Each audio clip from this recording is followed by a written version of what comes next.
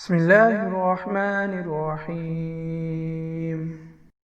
عید اور بقرہ عید میں ایک دوسرے کو کن الفاظ سے مبارکباد دیں؟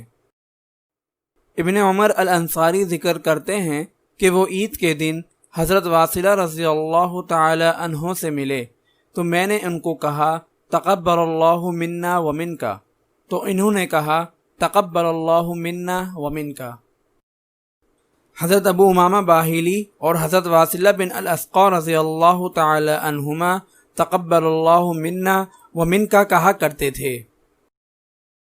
فائدہ: عید اور بقرہ عید میں تقبل اللہ منا و منکا کے الفاظ سے مبارکباد دینا سنت ہے۔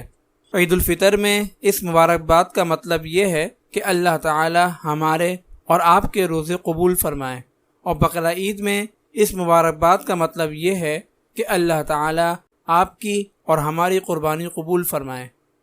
بہتر یہی ہے کہ انہی الفاظ سے مبارکباد دے تاکہ الفاظ کی سنت ادا ہو جائے، لیکن اگر عید مبارک بھی کہہ دے تو کوئی مذائقہ نہیں۔